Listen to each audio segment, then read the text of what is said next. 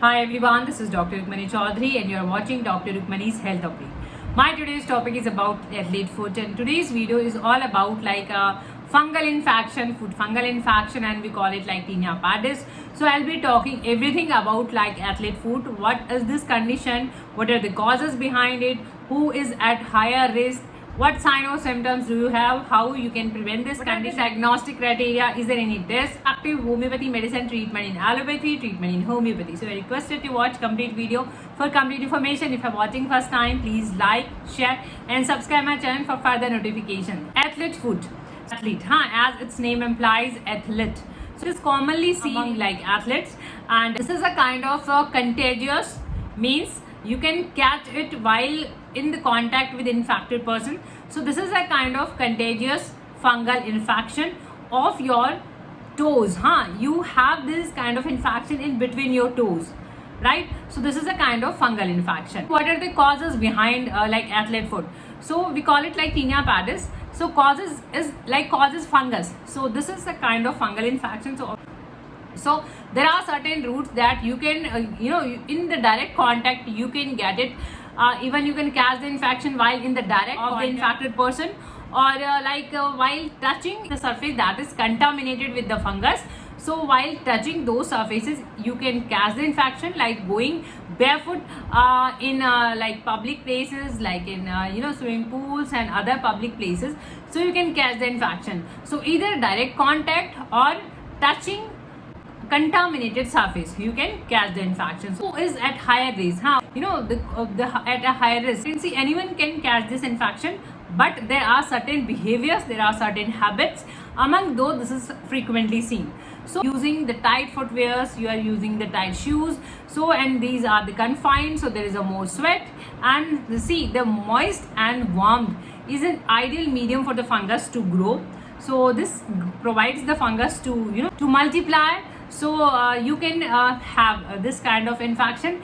And the other things are having your feet wet and for a longer time. You are in the contact with the water for a longer duration. So that again gives you the fungus the ideal medium. And using other persons like shoes, socks, other things, even towel, you can even catch the infection. And by the direct contact of this, there can be skin break, there can be skin cracks, even in your nails. So sign or symptoms part, like what symptoms you have while having the the Tinea Pedis. So the symptom, they are like you are having blister formation. The initial stage you are having the blister formation between your toes, and they are painful. They are there is a burning, itching, and the skin comes out, means peeling of the skin at times is there. And there is a thick skin, there are cracks, and there is discolored skin, and you are having at times your nails are crippled, and they cracked and they peel soft from the nail bud. So these are certain signs you can have while having this Tinea Pedis. For diagnosis, is there any test you can go for? So diagnosis is usually made by looking into your symptoms, by your doctors, that collecting your symptoms, looking into your symptoms by examination. And there are the skin lesion test, certain tests, that this is called like skin scrap or skin lesion test. So your infected skin is scrapped off, and it is placed under KOH, potassium hydroxide solution, and it is studied further. So your cells, they are your skin they are destroyed, there are dead cells, but the fungus cell, they can be seen under microscope. Prevention is always should be considered. Like prevention is always better than, of course, the cure, the treatment. Talk about the prevention, we should always keep in mind the risk factors. The risk factors are so you can avoid being in a water for a longer time, so just avoid that. And as soon as you comes out, just dry your toes, your nails. So just dry. This is the most important thing, that you should dry your feet, drying off your feet, drying off your toes, and keeping them dry. So there is no medium for the fungus to grow and to create an infection. Avoid sharing belongings, like avoid sharing towel, the socks and the shoes. So avoid sharing all these belongings. And you can have your feet like for sometimes in like diluted vinegar or in salt water. So this is kind of a home care treatment part. Treatment in allopathy, as this is a kind of fungal infection, so you are given antifungal medication. These can be in the oral form or can be topical ointment. Antifungal cream or ointments are there in allopathy. Homeopathy focuses on individual approach, so complete case taking will be there. Watching on YouTube, all these medicines link you can find in description box below, and you can buy medicine. And don't buy all the medicine not required, not needed.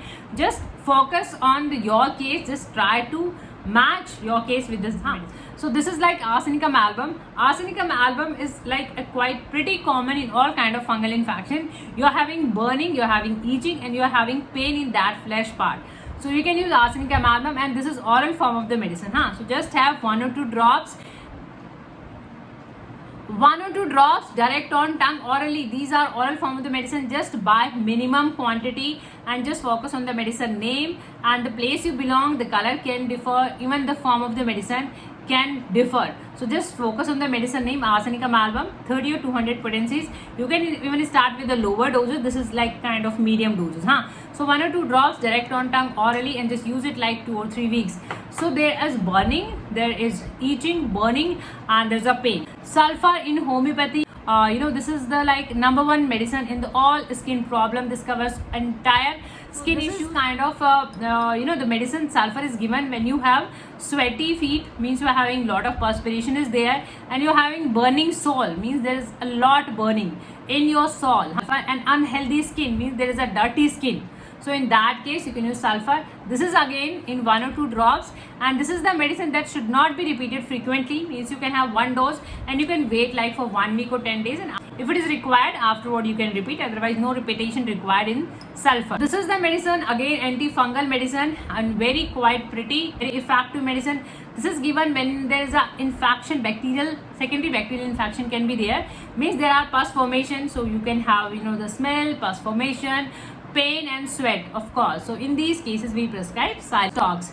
Rhus Tox is given when you have inflammation, there are blister, there are vesicle eruptions, and you are having the fluid filled kind of eruptions, and you are restless, a redness, inflammation. So in these cases you can use Rhus Tox. The way is same, like 1 or 2 drops. Sepia is again given. This is a kind of antifungal medicine, and this is given when you have again itching, burning, and very good in the female cases, and you are relieved by a scratch, you feel better. So in these kind of cases you can have Dr.RUkmani antifungal homeopathy medicine. So even you can use this medicine 5 or 10 drops in some water.